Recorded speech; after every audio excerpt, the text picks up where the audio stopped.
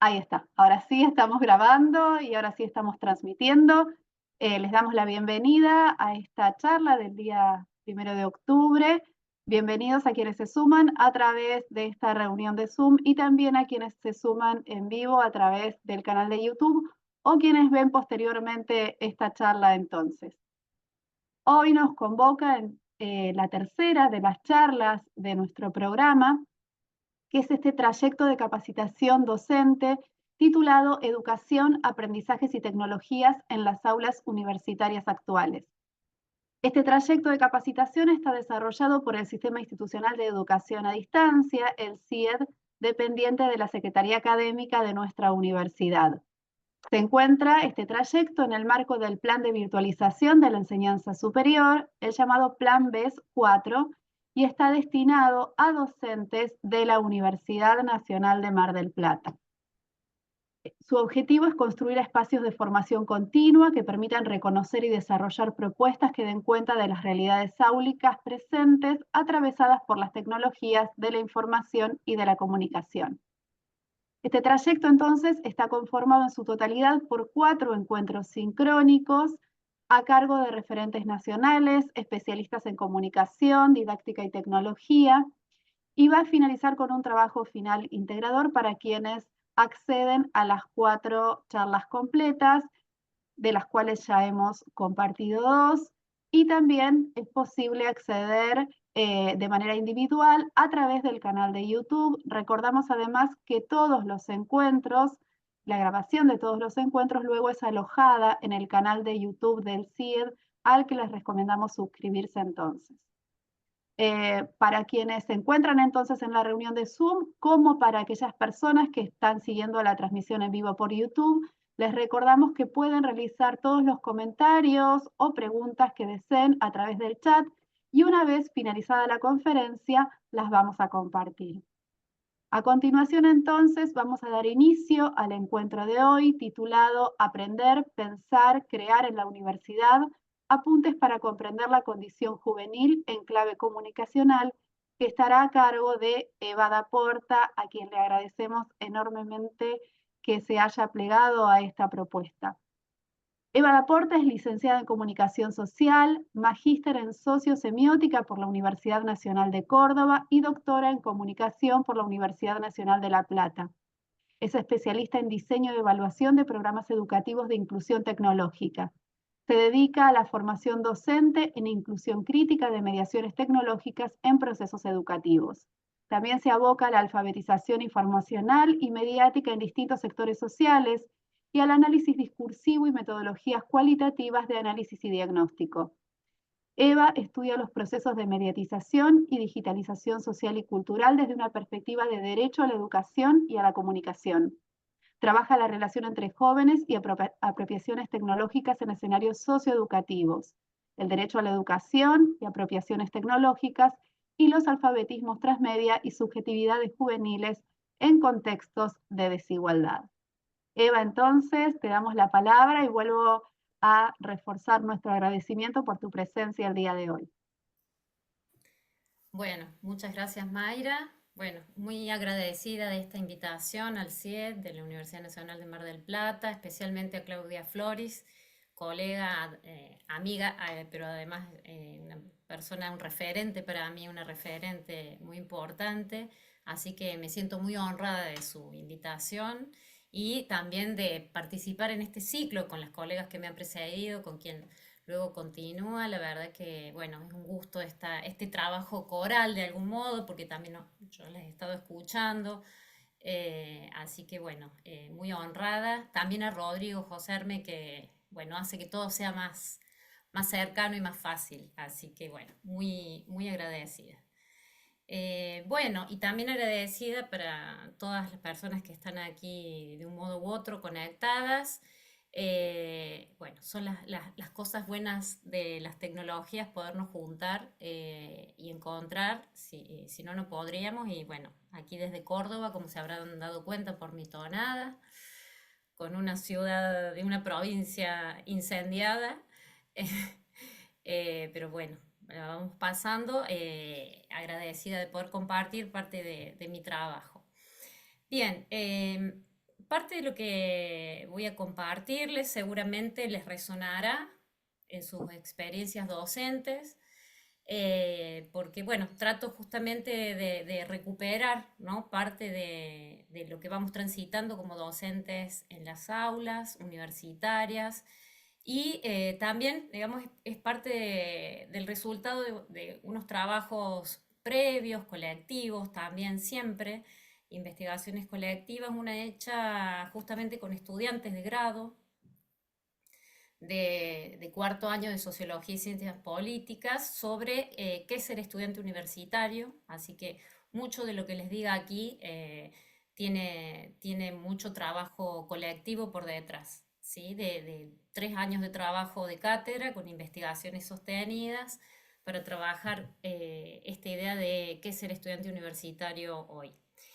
Y también una investigación más actual que estamos desarrollando en este momento con mi grupo de investigación, que también es un grupo grande, con estudiantes, con colegas, donde estamos trabajando los alfabetismos transmedia, contemporáneos también con estudiantes, y estamos así, en este momento en plena factura y hechura, así que eso está más en proceso, pero bueno, digo esto porque me parece que nadie es dueño de ninguna idea, de ningún concepto, que siempre el conocimiento es un bien común, es un bien colectivo y el trabajo en la universidad pública siempre es colaborativo. Así que en este caso soy yo también la vocera de trabajos que son colectivos. Bien, la idea, a ver un segundito, que estuve pensando para compartirles, como les decía, tiene que ver, bueno, con este eje que va construyendo este de taller a lo largo de los encuentros y a partir de la convocatoria que nos hizo Claudia, de tratar de pensar cuál es la relación entre la educación, los aprendizajes y las tecnologías en nuestras aulas universitarias, ¿sí? Y en ese marco, digamos, la pregunta sobre la que pensé este encuentro es cómo se vive hoy y cómo se aprende el mundo desde la condición juvenil, ¿sí? Un poco son los temas que yo trabajo y que me gustaría poder compartir con ustedes. Bien, ¿por qué me parece importante trabajar la condición juvenil para acercarnos a los aprendizajes, que es como el eje central de este encuentro, de la preocupación, eh, y para también pensar la relación entre aprendizajes y tecnologías, entornos sociotécnicos, estos modos de llamar las formas en que las tecnologías se vuelven parte de nuestro entorno social, de nuestro hábitat, de nuestro ecosistema comunicacional, social, etcétera, ¿no? ¿Por qué? Porque creo yo que desde la perspectiva de la docencia, desde de la enseñanza, supongo que la mayoría de ustedes son docentes como yo, docentes universitarios, eh, tenemos muchas veces una idea de estudiante oficial, ¿no? Como le dicen algunos autores a la idea del joven oficial, como le dice Margulis cuando pensamos en los jóvenes. Y esa idea del estudiante oficial es una idea, una construcción que nos vamos haciendo como docentes a la hora de pensar nuestras propuestas de enseñanza, ¿no? Que es una idea que la hemos ido configurando en torno a nuestras propias prácticas docentes, a las experiencias que vamos teniendo de conocer a las jóvenes, los jóvenes en las aulas, pero también a un conjunto de otras de fuentes de información de nuestras ideas sobre los jóvenes, ¿no? Y a veces, por necesidad también práctica, configuramos un estudiante universitario como destinatario y destinataria de nuestras propuestas. Y lo que me viene pasando a partir de este trabajo que yo les decía, de tratar de explorar cómo se es, qué implica ser estudiante universitario para los estudiantes universitarios, cómo se van constituyendo, cómo se van conformando, cómo se va desarrollando ese oficio de ser estudiante, lo que vengo encontrando en estos años de trabajo es una diversidad y una multiplicidad de posiciones subjetivas, de identidades, de condiciones, que cada vez me van diluyendo más esa idea de un estudiante oficial, ¿no? Esa idea del estudiante abstracto que tenemos en la cabeza. Y me parece interesante ponerla a jugar, ¿no? Con lo que viene de los propios estudiantes, de las propias estudiantes, de sus experiencias, tratar de reconstruir su experiencia estudiantil. Bueno, hay unos trabajos muy importantes de Sandra Carly que seguramente algunos de ustedes conocen, que se los recomiendo, ¿no? Que ella trabaja esta trayectoria de ir constituyéndose como estudiante. Bueno, un poco basados en esas investigaciones, trabajamos nosotros en nuestra facultad, que es una facultad de ciencias sociales, que tiene algunas particularidades por el tipo de carrera, pero digo, en líneas generales, y supongo que cambiando de facultad y trabajando otras disciplinas, habrá algunos tipos también de rasgos compartidos, pero seguramente que también nos encontraríamos cuando empezamos a escarbar un poco, ¿no? En las identidades, en las subjetividades, en quiénes son esas personas que están sentadas allí, o a través de una cámara, o en un banco, o en el aula, empezamos a encontrar la diversidad, ¿no? La complejidad de cada persona y también los distintos modos de estudiar, los distintos modos de posicionarse frente al conocimiento y los distintos modos de pensar, ¿no? La diversidad, la multiplicidad de las formas de ser joven hoy, ¿sí? Entonces, un poco esa es la apuesta de este encuentro, con la excusa de trabajar la relación con las tecnologías, que es solo una parte de lo que implica ser jóvenes, pero una parte central, una parte constitutiva hoy de lo que implica ser joven, ¿no? Pero, digamos, no es solo el vínculo de los jóvenes con las tecnologías, sino es el vínculo de los jóvenes con las tecnologías en toda la complejidad, en todos los rasgos, en todas las dimensiones de su personalidad, de sus modos de ser, de sus roles sociales, no solamente como estudiantes, ¿sí? Bien, un poco allí está la propuesta de este encuentro, ¿no? Y preguntarnos entonces quiénes son nuestros estudiantes, nuestras estudiantes, y por qué trabajarlos desde esta idea de condición juvenil, ¿sí? Un poquito ahora vamos a avanzar sobre eso. En primer lugar, digamos, hay mucha coincidencia entre quienes hacen estudios de juventud, que ya es un área de los estudios sociales desde hace 3, 4 décadas, ¿sí? De la dificultad de definir qué es la juventud. ¿Cómo se define la juventud? Como una categoría psicobiológica por rasgos biológicos o psicológicos, por etapas, estadios, por rasgos sociodemográficos, por la edad, entre 12 y 19, 13 y 23, 18, qué sé yo, digo, hay múltiples cortes etarios según los organismos, según las políticas definidas, según las instituciones. Otras veces también se ha pensado la juventud como con esta idea de moratoria social, como bien plantean Margulis, es decir, como esta etapa de la vida donde, bueno, se nos está permitido ir probando, ¿sí? Sin tener quizás una definición clara laboral o una inserción clara en el sistema productivo. Pero también esa categoría hoy en este contexto donde hay muchísimos jóvenes que son sostenes de hogar, no entra en juego, ¿sí? La categoría de generación también se ha usado para pensar a los jóvenes, pero ¿cuándo se corta? ¿Cuándo comienza una generación? ¿Sí? La de generación, a mí la idea de generación, no de degeneración, sino de generación, me parece una categoría interesante para pensar en esta línea, ¿no? No por corte de época, de tal década, sino por acontecimientos compartidos, ¿no? Esa idea de que hay determinados acontecimientos sociales que marcan, ¿sí? A un grupo de gente que tenía una edad en ese momento y que la comparte, ¿sí? Esa idea de generación a mí me parece interesante porque es una condición de vida, ¿sí? Y en ese sentido retomo la idea de la generación COVID o post-COVID, ¿no? Que son nuestros jóvenes estudiantes universitarios. Ahí sí, digamos, la idea de generación aplica para definir a esta juventud, pero no alcanza, ¿sí? No alcanza.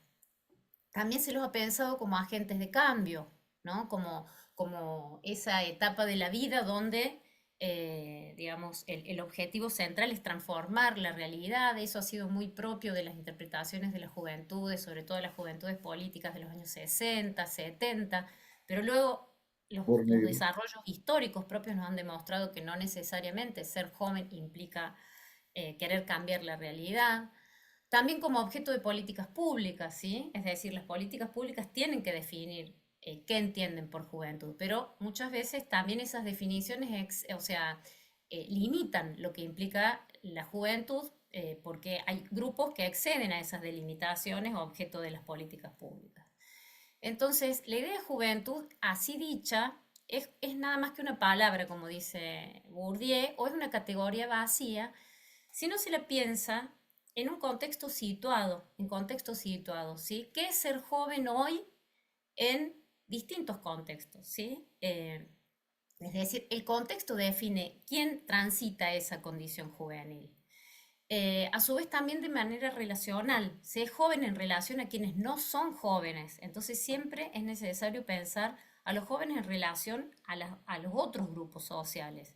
Y también considerando una dimensión central, ¿no? Que destacan los autores en los últimos años, que tiene que ver con los procesos de identificación, ¿no? Es decir, quién se identifica como joven, ¿no? Ya vamos a ir avanzando en esa cuestión.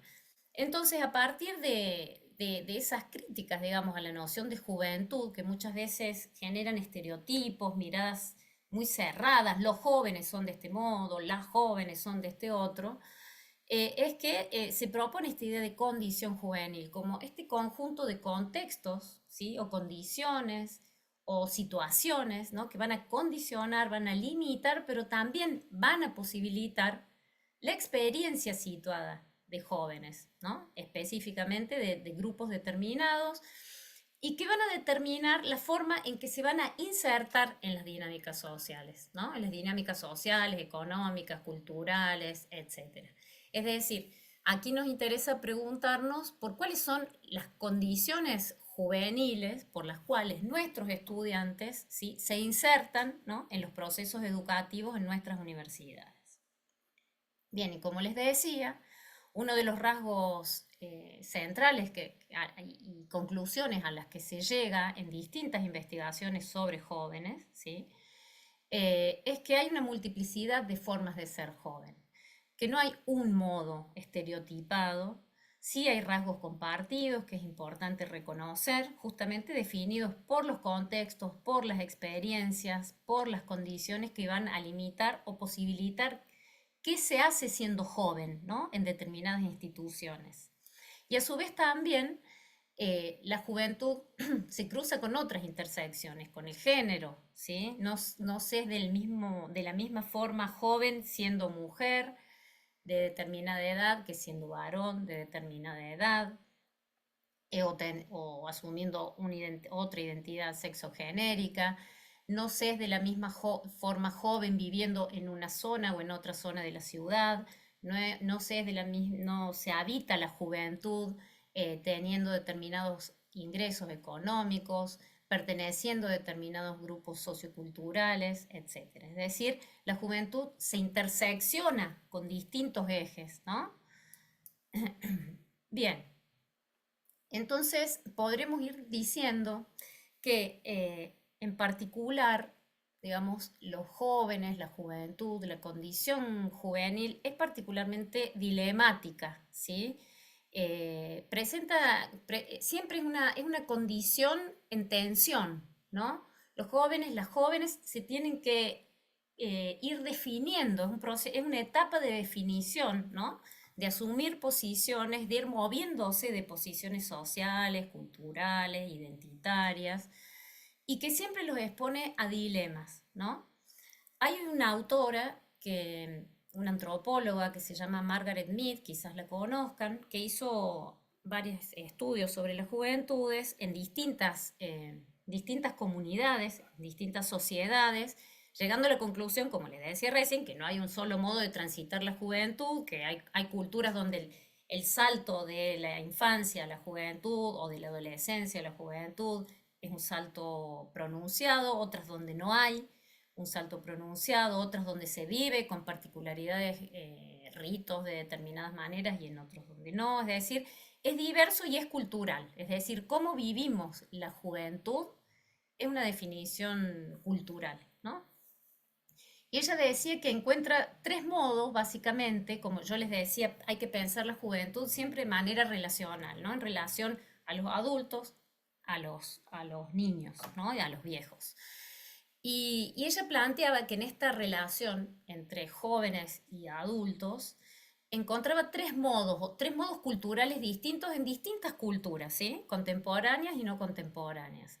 Y ella marcaba tres modos: las culturas posfigurativas, donde los adultos son quienes enseñan a los jóvenes a vivir en sociedad, son quienes transmiten el legado, ¿sí?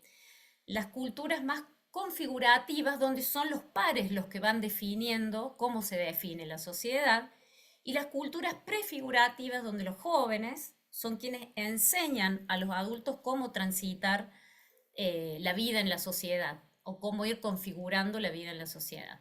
Y ella planteaba que las sociedades contemporáneas, ya en los 60, se iban acercando a este último modelo, ¿no? Si bien estaban transitando fuertemente por una cultura configurativa donde los jóvenes se referencian más entre ellos mismos que en relación a las generaciones anteriores, también ella ya estaba viendo, ¿no?, de que los jóvenes empiezan a ser referentes para los adultos sobre determinados temas, sobre determinados saberes, ¿no? Y hoy podríamos decir que transitamos, ¿no?, entre una cultura configurada, entre las tres culturas, pero que esa convivencia no es una convivencia sin tensiones, sin conflictos. En la propia universidad, creo que en el aula, se ponen en juego muchas veces estos tres modos de vivir la cultura, ¿no? Es decir, cuando los adultos, docentes, transmitimos el legado, el saber, pero también cuando los estudiantes se potencian entre sí, se apoyan, como pasó en la pandemia, ¿no? Que en nuestras investigaciones apareció fuertemente que los grupos de pares son los que sostuvieron el cursado en la pandemia, más que otras variables como institucionales, apoyo de docentes, sino fueron los grupos de pares los que fortalecieron. Y también cuando muchas veces nosotros como docentes, ¿sí?, sobre todo en relación a las dimensiones más tecnológicas de la cultura, cedemos el espacio del saber y le damos lugar a los saberes de los jóvenes para realizar alguna actividad, ¿sí? Cuando el saber propio de los jóvenes no es ese saber que ya le hemos transmitido, que hemos evaluado nosotros, sino que es un saber que no tenemos, entra y le dejamos lugar en el aula, ocurre esta figura de la cultura prefigurativa, ¿no? Un poco esta mezcla, esta complejidad es la que hoy habita nuestras aulas, y mucho, no digo solamente, pero mucho tiene que ver con el desarrollo sociotécnico, ¿sí? La técnica ha ingresado o se ha desarrollado socialmente de tal modo que genera procesos de ruptura, de dislocación, de transformación, de mutación, como le dicen algunos sociólogos o filósofos, en los distintos espacios o en las distintas esferas de la sociedad, generando justamente sociedades más complejas, menos transparentes, como le decía Eliseo Verón. Las sociedades mediatizadas, decía Verón, lejos de ser más transparentes o de porque haya más información o más acceso a la información, lejos de ser más simples, se han vuelto más complejas, ¿sí? Y esta es una idea que para mí es muy importante que podamos ir trabajando ya, la idea de que las tecnologías son una dimensión de lo social que genera complejidad social, ¿no? Y que va generando distintas transformaciones según la esfera de la sociedad que estemos mirando, ¿no? Específicamente en la universidad, en el sistema educativo, en el aula genera unas transformaciones, unas dislocaciones, dirían, o desfasajes, podríamos decir, con un término más simple, algunos autores, que me parece importante considerar, ¿sí? Porque si nosotros seguimos pensando la enseñanza universitaria como un vínculo de transmisión de conocimientos, donde hay un docente depositario del saber, que sabe claramente qué debe enseñarle a sus estudiantes, ¿sí? Y se los transmite de una manera unidireccional, esperando que esa recepción sea igual al contenido que yo le transmito, ese modelo de transmisión de conocimiento que requiere este estudiante modelo o estudiante formal que nos construimos imaginariamente, ese modelo realmente creo que no funciona más, ¿sí? Tampoco creo que haya sido el más adecuado, pero es el modelo que se instauró, ¿sí? En la universidad. Y creo que la pandemia sí puso en crisis ese modelo transmisivo porque lo que ocurrió fue que es la ruptura del vínculo presencial, ¿no?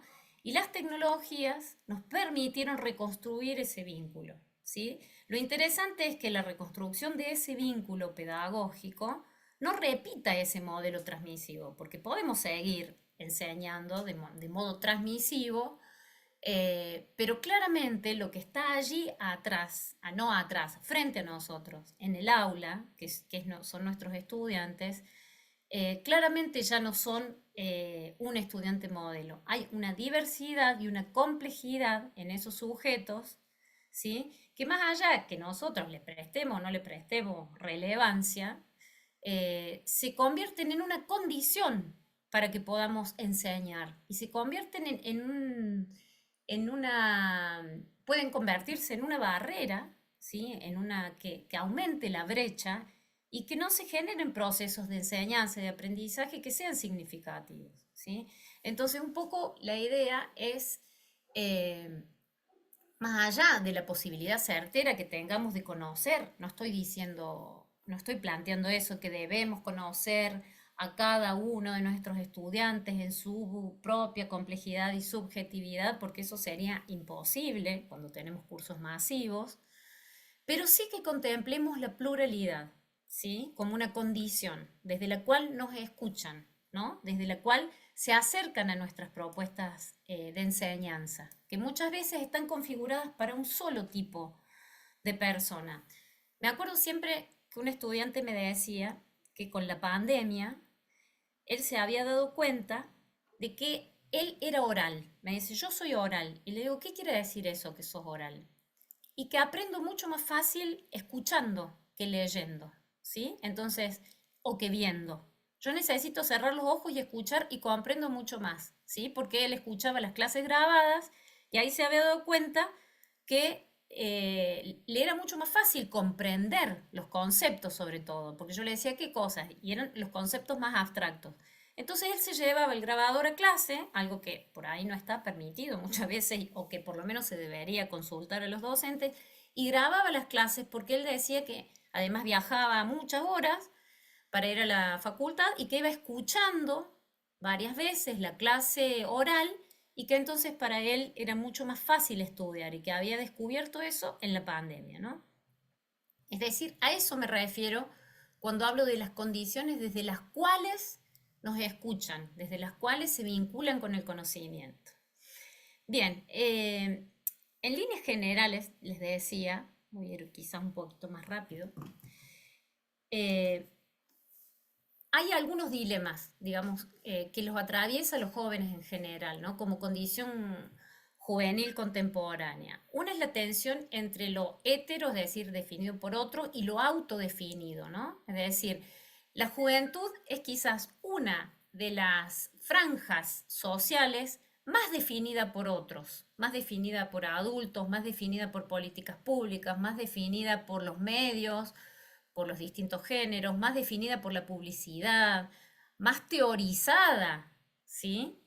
Y ese desborde, diríamos yo, de definiciones sobre la juventud pesa sobre los jóvenes, que también, digamos, son sujetos con autonomía y que también sienten la necesidad de autodefinirse, ¿no? De poder decir yo soy esto.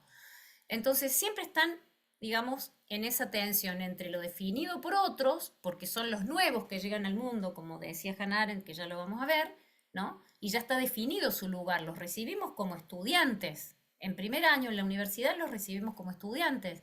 Sin embargo, no son estudiantes todavía en primer año. Y nosotros construimos las materias, la currícula, las dinámicas, pensándolos como estudiantes universitarios. Ellos todavía no se han hecho estudiantes universitarios. Es un proceso, ¿no? De hacerse. De ese modo, de igual modo, la publicidad también los constituye como sujetos, ¿no? Unos sujetos deseados. Los medios muchas veces los constituyen como sujetos del escarnio, ¿sí? A los jóvenes que se constituyen como peligrosos, delincuentes, es decir, hay mucha definición de qué es ser joven, ¿no? Desde grupos sociales que no son jóvenes, ¿no? El adultocentrismo, dirían algunos sociólogos, desde los cuales, digamos, siempre se construye qué es ser joven.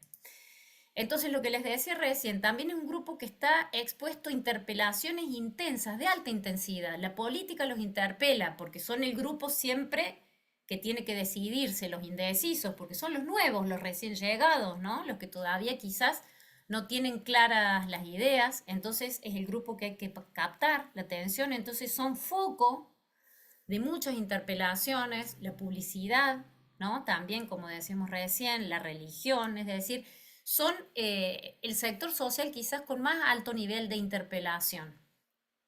También están en esa tensión entre formarse, porque están en formación, teóricamente la juventud es un proceso en formación, y el producir y el trabajar, ¿no? En contextos de desigualdad como los que estamos viviendo, muchos jóvenes que viven bajo la línea de pobreza son inclusive sostenes de hogar, ¿sí?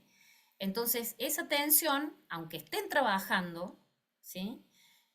También siempre está la idea de la formación, porque es un sujeto que teóricamente la sociedad le da tiempo para que se forme, para que cree un oficio, para que pueda aprender a hacer algo, hacer y a hacer, ¿no?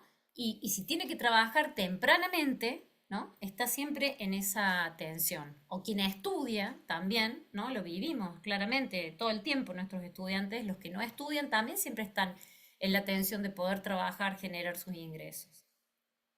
Están entonces, como les decía, en esa tensión también entre la dependencia familiar, económica y la búsqueda de autonomía, la necesidad de autonomía y muchas veces la exigencia de autonomía. También esta idea de que son una identidad en transición, están llegando a ser adultos, se están formando, se están preparando, van a ser el futuro, digamos, ideas que aparecen muchas veces son el futuro y también, digamos, la búsqueda de tener una identidad en presente. Hoy somos esto los jóvenes, que es un proceso histórico que viene fuertemente de la década del 60, si quieren, en adelante, ese reclamo de que no somos una identidad en transición, sino que somos esto, nuestro presente es este, ser joven.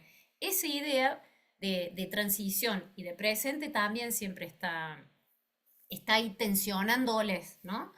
La idea de recibir la herencia y el rechazo a la herencia, ¿no? Es decir, recibir la cultura, el legado cultural, el mundo que nos dejan los adultos y también el rechazo, ¿no? La posibilidad de esa distancia crítica que les da el no estar totalmente a cargo de las decisiones, ¿no? Y poder tener una mirada más distanciada y no querer recibir el mundo que les damos, ¿no? Eso es un rasgo de las últimas décadas muy claro, ¿sí? Por eso también crecen estos rasgos configurativos de confiar más en pares, en referenciarse más con pares, ¿no? Y de rechazar la herencia, de rechazar el legado cultural, lo cual nos pone en un brete como sociedad, un brete complicado, ¿sí?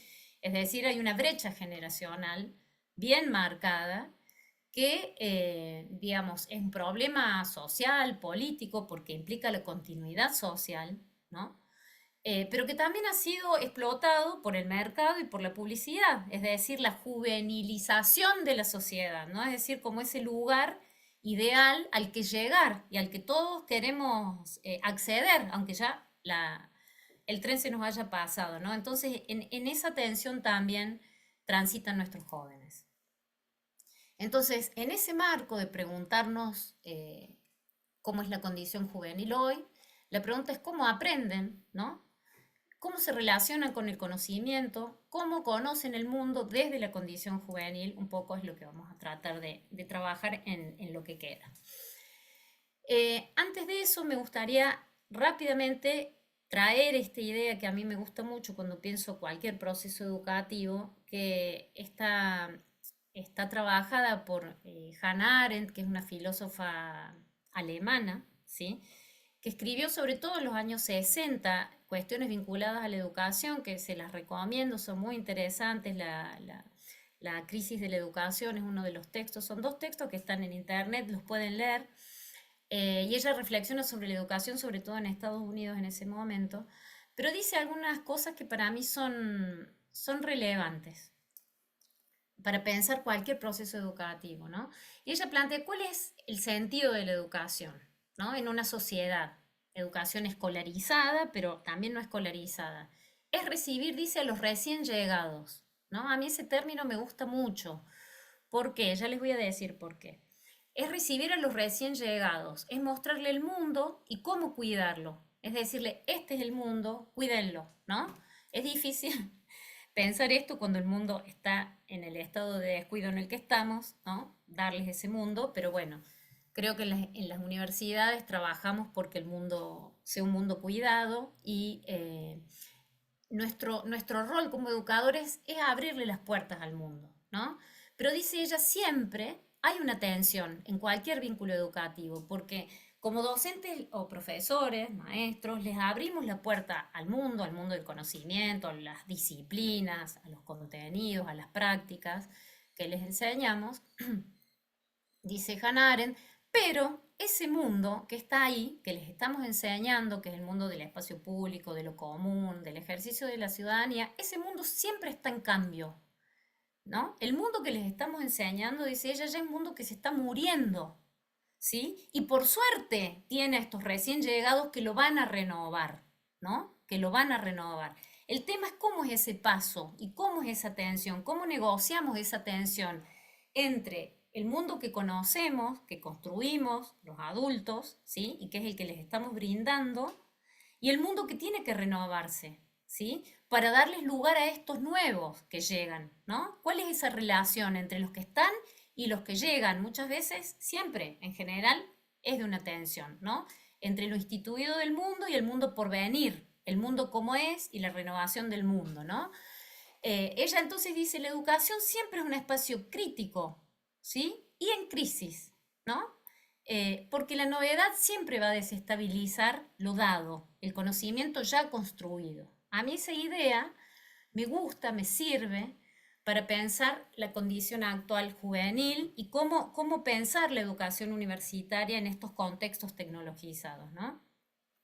¿Por qué? Porque, digamos, la idea de que las tecnologías irrumpen, rompen, ¿no? Y que nos ponen a los docentes en una situación de desactualización profesional o digamos, es una tensión que vivimos fuertemente, ¿sí? Y que no hay que, no hay que menospreciar, digo, parte de, por ejemplo, este tipo de capacitaciones son tan necesarias, ¿no? Estos acompañamientos, estos andamiajes para los docentes, para poder ahí actualizarse en ese mundo que se va reconfigurando. Pero a mí esta idea de la tensión, de la crisis y de la crítica, la necesaria mirada crítica que van a tener siempre nuestros estudiantes respecto de lo que les estamos dando, ¿sí? Crítica en el sentido de no de destructiva, sino de ver qué es lo que no está bien, qué es lo que falta, porque a ellos siempre les va a faltar, porque ellos todavía no son parte de ese mundo.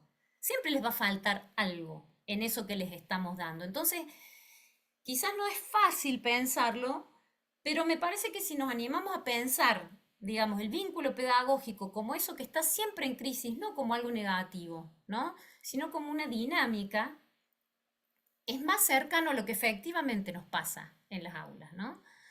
Si abrimos los ojos y miramos y somos también sensibles a la experiencia estudiantil y a los modos en que están aprendiendo nuestros estudiantes. Bien, entonces, si miramos la experiencia estudiantil del mundo hoy, ¿cómo viven el mundo nuestros estudiantes hoy? Digamos, sin ánimo de querer abordar la complejidad de de todos los jóvenes y grupos juveniles, y, porque justamente antes planteamos que pensar en condición juvenil implica decir que hay distintas condiciones y que ser joven se vive de distintas maneras según la trayectoria social, el lugar donde uno vive, según lo que, digamos, los vínculos con la familia, según los aprendizajes previos, etcétera. Bien, pero en líneas generales hay algo de la condición de época, ¿sí?, que podríamos tratar de compartir, ¿no? Primero, pensar que la juventud, y en general yo diría todas las identidades sociales en estos últimos 40 años, ¿no?, están en permanente reconfiguración, pero particularmente la experiencia juvenil, ¿sí? La experiencia juvenil, si hay algo que tiene, es ese vínculo con la dinámica constante de reconfigurarse, ¿no? Esa idea de la actualización. Pero también la precarización material y emocional, como dicen algunos autores, ¿sí? Porque en los contextos actuales de tanto cambio, tanta transformación, ¿sí?, y tanta desigualdad, hace que esa reconfiguración sea precaria. Hay una condición precaria de la subjetividad, ¿sí? Bien, cuando yo digo precaria, no quiere decir que efectivamente los jóvenes lo vivan así, ¿no? Eso hay que poderlo comprender, ¿no? Ya vamos a avanzar un poquito en eso. Pero, digamos, en términos analíticos, de análisis de cómo se vive, cómo se transita ser joven hoy, por los distintos contextos, uno podría decir que hay una precariedad, en el sentido de que no hay estabilidad laboral, de que los vínculos y las relaciones también son bastante dinámicas, móviles, ya vamos a ver un poco por qué, ¿sí? Y que justamente, como planteamos en la placa anterior, esos dilemas en que se van constituyendo como sujetos camino a la adultez, van generando justamente estas situaciones de mucha incertidumbre, ¿no?, y precariedad. Otra cuestión que dicen algunos sociólogos es que su lugar en la sociedad está en constante cuestión. Carles Feixa, que es un autor que les compartí una entrevista, que quizás habla demasiado de España, pero algunas cosas dice interesantes, que quizás nuestros jóvenes no, digamos, no tienen que ver exactamente con los jóvenes de los que habla Carles Feixa, pero sí algunas cuestiones que me parecen importantes. Él dice que el lugar de la juventud está en constante cuestión en nuestras sociedades, está en constante debate, ¿no? ¿Quiénes son los jóvenes? ¿Cómo son los jóvenes? ¿Cómo se comportan los jóvenes? ¿Cómo deberían ser los jóvenes?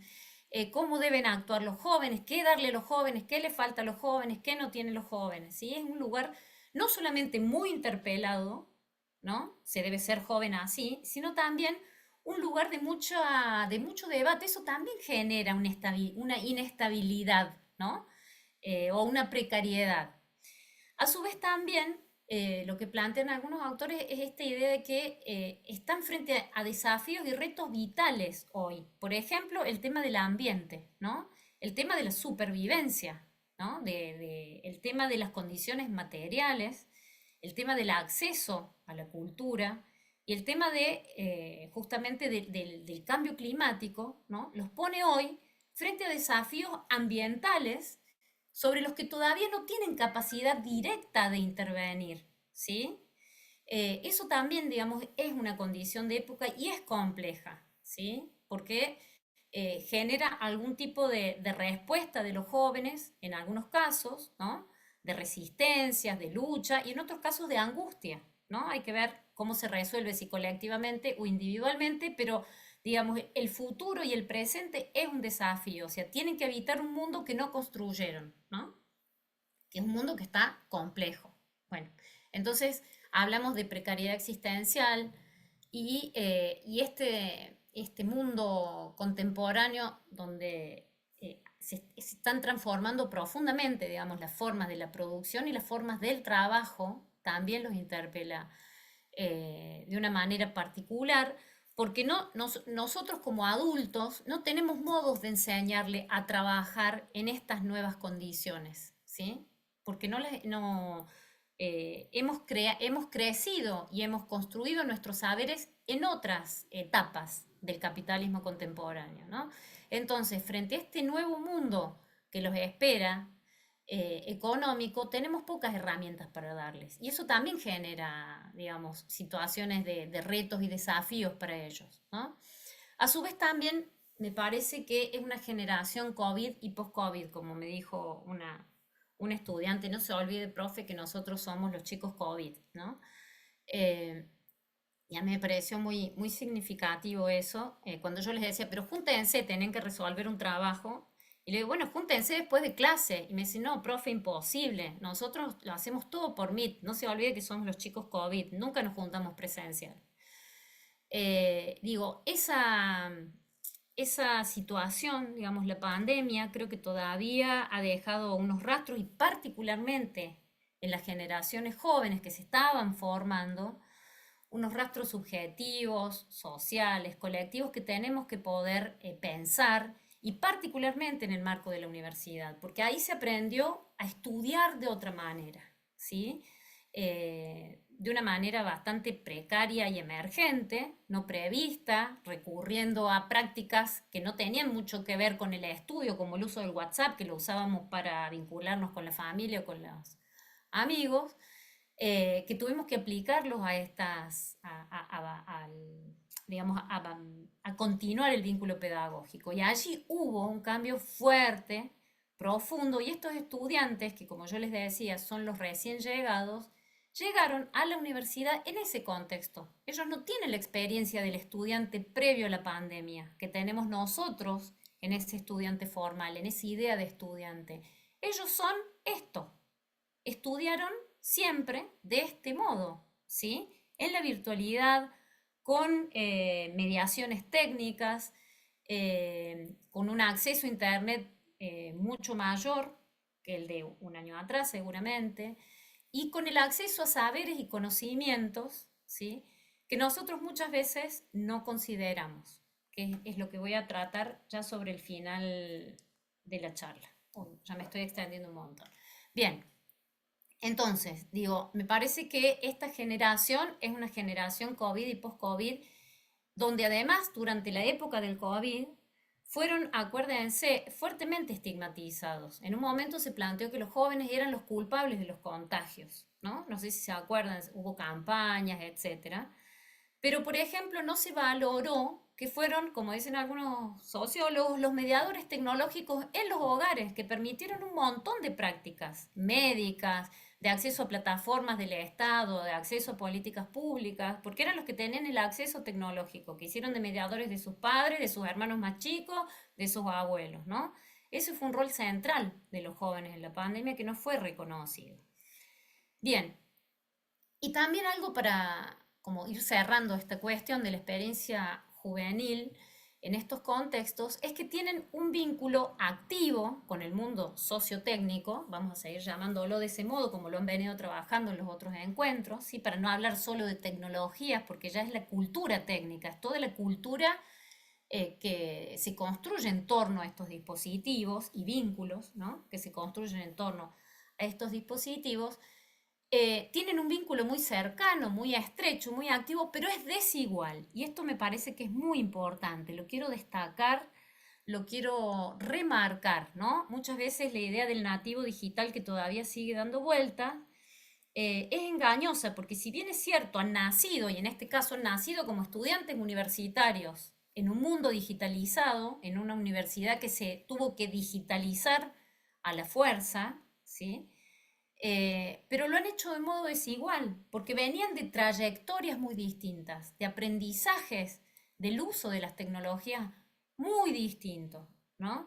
Entonces, por el hecho de ser jóvenes, eso no nos garantiza, no les da certificado de competencias digitales, ni mucho menos. Eso para mí es muy importante y hay que tenerlo en cuenta, hay que considerarlo, porque incide directamente en cómo ellos transitan su experiencia estudiantil, ¿no? Muchas veces nosotros actualizamos, pusimos F5, actualizamos nuestro estudiante modelo o nuestro estudiante oficial y hoy es un estudiante mediatizado, tecnificado, que puede entrar a todas las plataformas, que usa la inteligencia artificial, que etcétera. Y no es así.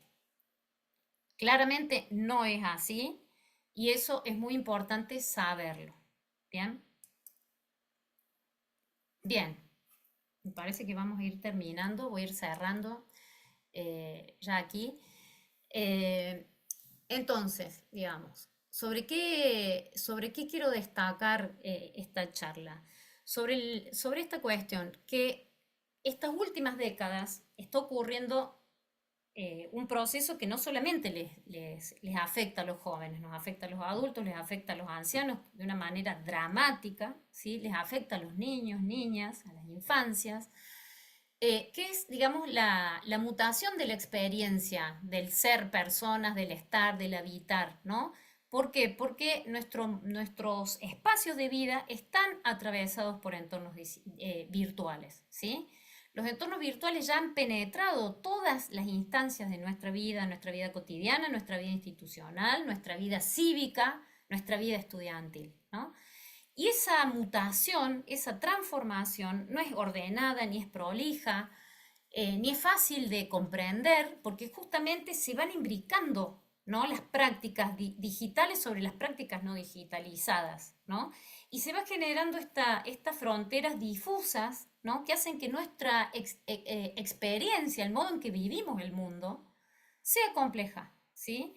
Sea compleja, sea difusa y nos genere estas tensiones entre lo íntimo y lo público, ¿no? Entre qué es lo propio, digamos, y lo que puedo hacer público y muchas veces sin darme cuenta, que implican estos saltos de escala, que yo a lo mejor me equivoqué y compartí un mensaje que era privado, lo puse en un grupo colectivo, ¿sí? Y tuvo efectos, ¿sí? Puede tener hasta efectos laborales, me pueden haber hasta echado de un trabajo por hacer eso. Es decir, estos saltos de escala, ¿no? Entre lo íntimo, lo público, lo común, son un rasgo de época. Entre ser sujetos que interactuamos con objetos y entre ser sujetos que interactuamos con objetos como si fueran sujetos. ¿Qué pasa con las IA hoy? ¿Sí? Eh, que están subjetivizadas, chateamos, o sea, el gran salto de los chats, digamos, como bien lo planteaba, creo que era Mariana, es justamente que nos generan un entorno dialogal, un entorno subjetivo, un entorno comunicacional, ¿no? Entonces entablamos vínculos comunicacionales con dispositivos que son técnicos, ¿no? Y eso genera también unas fronteras poco claras entre qué es lo subjetivo, qué es lo maquinal, esta tensión entre la atención permanente que nos están disputando las plataformas, los medios y el cansancio que genera el estar conectados, conectadas, respondiendo, ¿no? A estos sistemas que nos van requiriendo todo el tiempo, porque en la medida en que actuamos, los sistemas se enriquecen con datos, con lo que sea. La tensión también entre lo verdadero y lo falso, este régimen de posverdad, que tiene un impacto muy fuerte en el conocimiento, en lo que se entiende por conocimiento, en las jerarquías de conocimiento, ¿no? Para la universidad es uno de los aspectos centrales, diría yo. ¿Qué es el conocimiento falso? ¿Qué es el conocimiento verdadero? ¿Cuáles son las legitimidades, las autoridades, ¿no? Aquello a lo que se le cree, la creencia o los modos de demostrar que un conocimiento es verdadero o no, digamos, ese régimen de la posverdad, donde ya pareciera que no es tan relevante si algo es verdadero, si puede dar evidencia, sino si es creíble, si es factible, porque lo dijo alguien al que le creo y porque decido creerle, eso es un cambio de época, ¿sí? Es un cambio de época. La relación entre lo que está distante y lo que está cercano, ¿no? Esto que está ocurriendo en este momento, que yo les decía cuando iniciamos la clase, que agradecida de estos dispositivos que nos permiten acercarnos en la distancia, pero eso también genera modos más complejos de interacción social, ¿no? Y para los vínculos pedagógicos eso también es un rasgo fuertísimo, ¿no? La relación entre la exposición y el anonimato, ¿no? La posibilidad de bloquear mi cámara, la posibilidad de ponerme otro nombre, la posibilidad de interactuar en espacios virtuales que son públicos, espacios públicos con otro nombre, pero también la contracara de eso es la hipervisibilidad o el nivel de exposición, ¿no? Al que estamos expuestos todo el tiempo en estos dispositivos que trabajan con esta hipervisibilidad de las personas. Estamos expuestos a esa hipervisibilidad, que es una hipervisibilidad espectacular, digamos. Hay algo del régimen de lo espectacular, ¿no? Que nos marca. Es decir, nos estamos mirando, estamos dando clase, pero nos estamos mirando, yo me estoy mirando, tengo el pelo parado, no me peiné, no me pinté lo suficiente, estoy exagerando, bajo la cabeza para este lado, digo, todas esas cosas voy pensando mientras estoy hablando con ustedes. Ese régimen de hipervisibilidad es un régimen que nos está, que particularmente, digamos, a los jóvenes, las jóvenes, les afecta en su construcción subjetiva, ¿no? Bien, entonces, como para ir cerrando, porque no, ya me parece que me he excedido un montón, considerar estas cuestiones, ¿no? Es decir, el desafío diario que tenemos de dar cuenta de nosotros, del yo. El yo se va constituyendo cotidianamente y en distintos espacios, en distintos escenarios, en distintas redes, con distintas lógicas, ¿no? Y considerar que nuestros estudiantes eh, tienen prácticas fuera de los espacios de formación, de los espacios universitarios, prácticas comunicacionales, que le van constituyendo su propia sensibilidad, su propia percepción del mundo, su propia comprensión del mundo, la credibilidad, ¿no? Esos consumos culturales, esos usos, la participación en plataformas, en comunidades distintas, el acceso a conocimientos diversos, en formatos diversos, con géneros muy distintos, supónganse el género del tutorial, ¿no? Con lógicas muy específicas, muy centradas en la imagen en movimiento o en lo audiovisual, en la síntesis, en la narratividad, ¿no? En el contar historias, ¿sí? Esos usos, esas prácticas, esos modos de apropiarse de las plataformas, voy a dejar de compartir así cierro mirándoles un poco, esos modos de habitar, ¿no? Las redes, las plataformas, los distintos espacios de interacción, van configurando una sensibilidad, ¿no? Van configurando una forma de conocer, van configurando legitimidades, ¿no? ¿Qué es legítimo, qué no es legítimo? Van configurando modos de producir el conocimiento, formas de circularlo, de compartirlo, se van construyendo, por ejemplo, digamos, modos de asociarse con pares, de participar en culturas colaborativas, que son prácticas que ponen en tensión los modos tradicionales en que pensamos la enseñanza en la universidad y que pensamos la forma en que aprenden. Entonces, un poco ya sobre el cierre, quería llamar la atención sobre este vínculo estrecho que tienen los jóvenes con los lenguajes, digitales, ¿no? Con los lenguajes que se ponen en juego en las plataformas, con la edición de imágenes, con algunos formatos como el meme, el gag, es decir, todas estas nuevas o renovadas modas de producir cultura que van constituyendo también modos de pensar, ¿sí? Un estudiante me decía que él prefería ver unos videos de historia que leer los apuntes. Entonces yo le decía, ¿por qué? Y porque esa persona me habla a mí, me mira a la cara, me cuenta lo que pasó. En cambio el libro, qué sé yo, no sé quién habla, no me habla a mí, ¿no? Entonces yo le decía, bueno, vos sos un estudiante de comunicación, vos sabés que eso es una formalidad. Hay alguien que está mirando una cámara vacía, no te habla a vos. Sí, ya no, no importa, profe, ya lo sé, era un estudiante avanzado. Pero yo me siento mejor, aprendo mejor si alguien me habla, me cuenta algo, ¿no? O aprendo mucho más si en vez de decirme quién fue tal personaje, puedo ver un video de ese personaje, puedo ver cómo habla, el tono de voz, qué palabras usaba, y no que me digan lo que pensaba esa persona, ¿no? Digo, con eso me refiero que hay otras sensibilidades. Yo no digo que hay que respetarlas a rajatabla, ¿sí?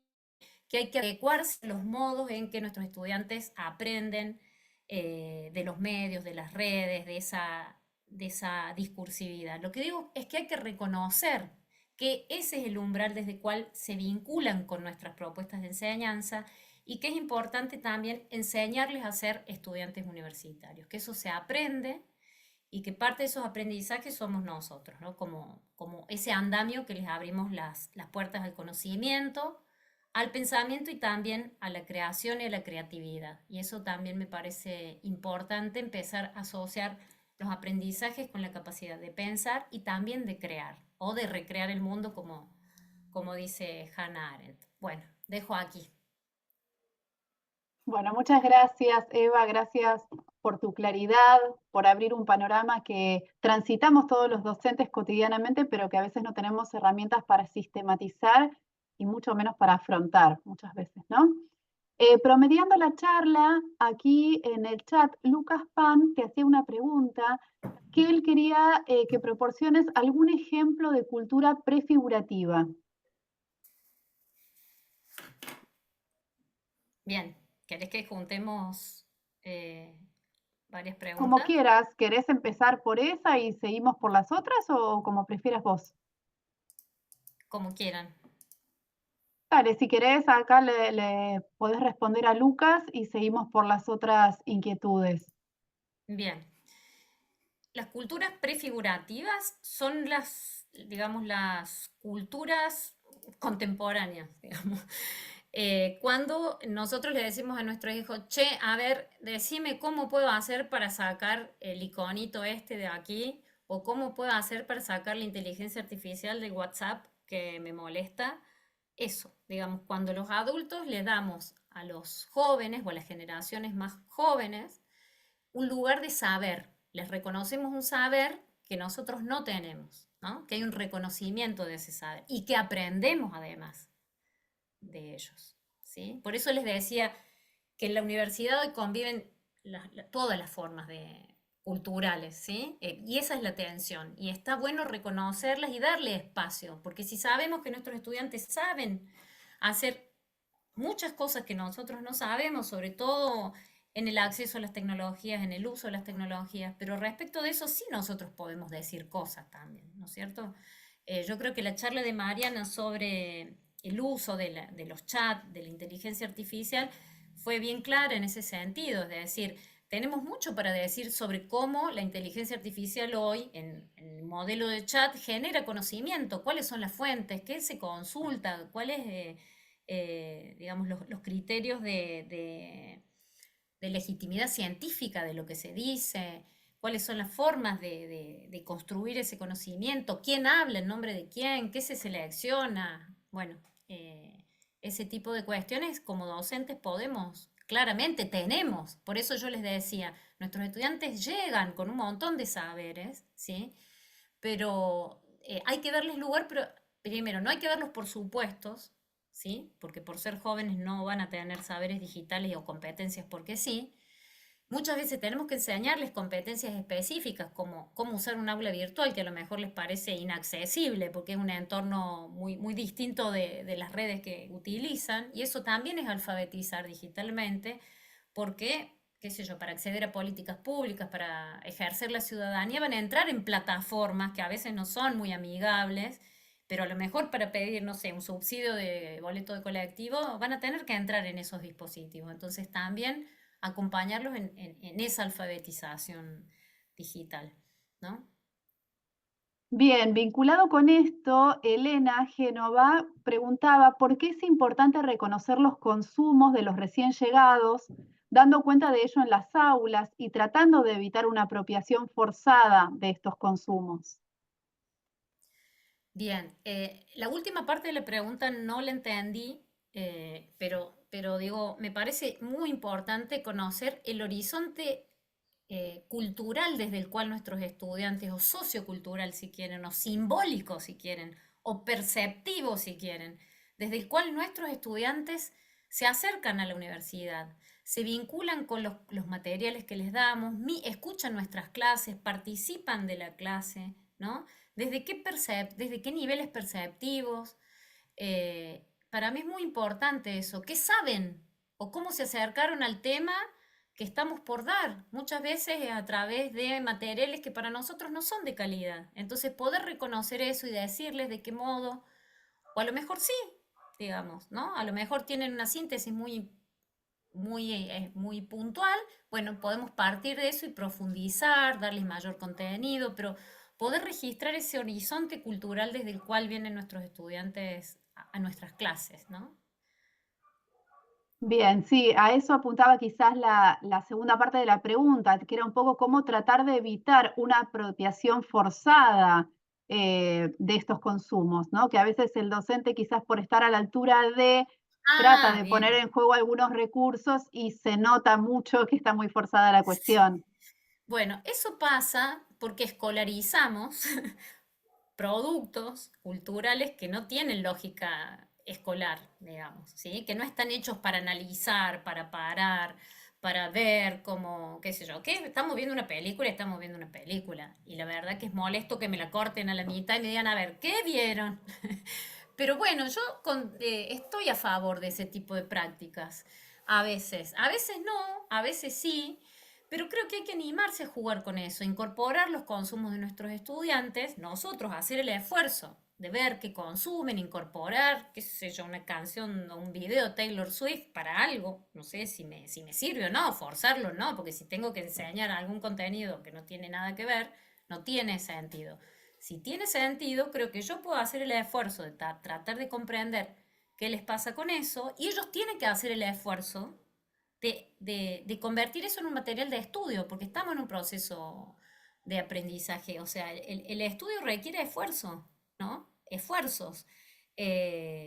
Prácticas que no teníamos, adquirir nuevos conocimientos, nuevas capacidades. Entonces, yo estoy a favor de animarse a hacer esas cosas con el riesgo de que se burlen de nosotros y nosotras, pero me parecen buenos gestos, siempre con, bueno, tratando de encontrar un uso apropiado de ese material, no porque sí, ¿no? No porque, bueno, están todos viendo esta película o esta serie, vamos a hablar de la serie y no tiene nada que ver con el contenido que voy a dar, ¿no? Ahí confío en la capacidad de los docentes de didactizar bien esos materiales, pero hay que didactizarlos, la verdad que sí. Y aunque le suene raro, aunque uno no sea un pedagogo o pedagoga, didactizarlo es volverlo parte de un estudio, de un aprendizaje, hacer una propuesta, qué hacer con eso, cómo apropiarse de eso, etcétera. No es mucho más que eso.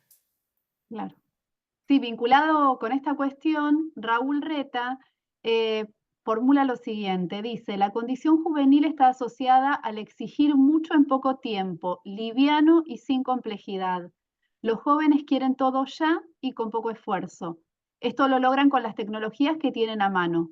Nuestra misión como docentes es frenar esa manera del aprendizaje rápido y fácil para lograr una mirada más profunda a lo que intentamos enseñar. Claro que tenemos pocas herramientas para darles. Estoy de acuerdo parcialmente con lo que decís. Estoy de acuerdo un poco y un poco sí y un poco no. Me parece importante reconocerlo, ¿sí? Reconocer ese tipo de conocimiento, ¿no? Que como yo les dije en un momento, nosotros los podemos calificar de liviano, superficial, etcétera, ¿sí? Hay que ver, ¿no? Hay que ver, hay que ponerlo, hay que cotejarlo. Yo creo que hay que siempre complejizar. Yo creo que en eso, para mí, Paulo Freire sigue siendo un maestro de qué es educar. Creo que el rol del docente es problematizar, ¿sí? Es problematizar. Y problematizar quiere decir volver más denso, más complejo, darle más capas a lo mejor a ese conocimiento de que tienen una mirada superficial y 10 tips para hablar de tal tema, ¿sí? Que seguramente, porque ese es un formato muy de redes, ¿sí? 5 tips para maquillarte bien, 5 tips para entender la teoría tal, ¿sí? Pero hay que partir de allí, hay que partir de allí y arrancar, ¿no? Y volver, tratar de generar la inquietud por ese tema, ¿no? Tratar de generar la curiosidad también, la búsqueda del propio estudiante de mayor conocimiento, es decir, que esos 5 tips le permiten hablar del tema, pero no le van a permitir conocer un poco más. Entonces va a tener que buscar más conocimiento, ¿sí? Y a lo mejor cuando profundice más, me doy cuenta que esos tips no hablaban demasiado de las características más importantes del objeto, qué sé yo, la revolución industrial, ¿no? o cualquier contenido, ¿no? La revolución en 3 puntos.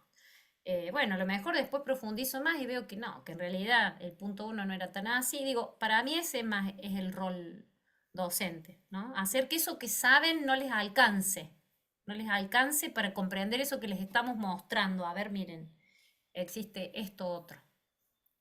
Entonces, acuerdo en general con vos. No sé si en la calificación de que exigen que sea rápido, porque todos exigimos que sea rápido. Ahí sí hay algo que no tuve tiempo de trabajar, que es el vínculo con el espacio y el tiempo que nos generan las tecnologías, ¿no? Esta temporalidad en un presente continuo y de acceso permanente a los conocimientos genera, pero no solamente a los jóvenes, a mí me pasa cuando estoy en clase, tengo ganas ya no de googlear, sino de abrir el chat GPT para algunas cosas, digo, me pasa. Entonces, eso sí es una tensión porque el tiempo del estudio, como dice Jorge La Rosa, es lento, es lento. Entonces ahí sí tenemos una tensión sobre la atención y el tiempo. Y eso sí, es un tema a trabajar, ¿no? Es un dilema en el que estamos hoy en las universidades, la cuestión del tiempo, sí, sí, Bien, acuerdo con vos. bien. Era Raúl Reta el que escribió esa reflexión, así que ya se ha respondido entonces su inquietud. Y queda una última para ir cerrando, que está desde YouTube. Beatriz Castro Chanz se refiere a las tensiones mencionadas entre exposición, anonimato e hipervisibilidad y espectacularización. Ella dice que los estudiantes, algunos al menos, están irrumpiendo en las clases de primer año con videos, imágenes sexuales o inapropiadas que generan situaciones violentas, y eso la lleva a pensar a los docentes, en relación a los docentes, qué quieren expresar, qué quieren lograr, que si bien cambian sus nombres, algo evidentemente quieren exhibir. Bien, bueno, un saludo a la colega y amiga. Un gusto que esté aquí y, sí, tenemos un montón de complicaciones. Una de las cuestiones que generan estos dispositivos técnicos es, como yo les decía, los saltos de escala, ¿no? A lo mejor algo que es pequeño de repente tiene una escala grande, y la posibilidad de actuar e interactuar, ¿no? Y generar efecto con lo que hago. Un mensaje genera efecto, ofende, humilla, etcétera. Entonces, por eso yo les decía, el tiempo y el espacio están absolutamente dislocados en la educación, ¿sí? Porque estamos en clase, ¿no? En ese espacio compartido, pero en los celulares están en otros espacios, ¿sí? En otros espacios nuestros estudiantes, en los grupos de WhatsApp, etcétera. Entonces esos otros espacios irrumpen en el aula, generando tensiones, conflictos, claramente. Son dilemas, son realmente dilemas contemporáneos. eh, que tendremos que ir las instituciones buscando los modos de darle espacio, ¿no? Algunas cuestiones, por ejemplo, me contaban en algunos grupos de WhatsApp de primer año, que también se dan en algunas carreras, que se dan unas discusiones feroces entre los estudiantes con un régimen muy violento, discursivo, pero que después en clase no se traduce necesariamente en nada de eso. Entonces son estas lógicas que tienen que ver muchas veces con el funcionamiento de las redes sociales que irrumpen en la propia lógica universitaria, ¿sí? Que habrá que ver cómo las instituciones van generando los mecanismos para irle dando lugar, acompañando, trabajando. O sea, negándolo no vamos a llegar a ningún lado, ¿no? Al contrario, me parece que es importante en primer lugar saber qué ocurre, cómo ocurre, de qué manera y cómo las instituciones vamos interviniendo. Siempre es lento, siempre es, digamos, la intervención institucional siempre es lenta porque requiere pasos, requiere configurar la situación, responsabilidades, trabajar previamente, armar protocolos por cuidados, digamos. Pero es importante empezar a registrar, sistematizar estas situaciones, empezar a trabajarlas como parte de lo que implica hoy estar en las aulas, ¿sí? que tiene, digamos, toda esa cuestión de los conocimientos que están afuera del aula, que también irrumpen allí, porque un estudiante busca en alguna inteligencia artificial algún contenido, pero que también tiene esta otra parte, ¿no? Que puede enriquecer los contenidos, pero que también complejiza las relaciones sociales, ¿no? Sí, son tensiones, son tensiones. Bien, Ahí me... bueno, Eva, te agradecemos enormemente. Ahora le voy a dar la palabra a Claudia Floris, que es la directora de nuestro Sistema Institucional de Educación a Distancia. Solamente replico agradecimiento por tu claridad y por tus perspectivas tan iluminadoras. Y ahora sí le doy la palabra a Claudia. Bueno, querida Eva, muchas gracias, siempre un placer. La verdad que es tan consistente, tantos conceptos para pensar. Realmente es como que quería hacerte algunos comentarios, pero era una idea sobre otra idea, sobre otra idea. Ay, Es permiso. para que nos juntemos con el café a charlar.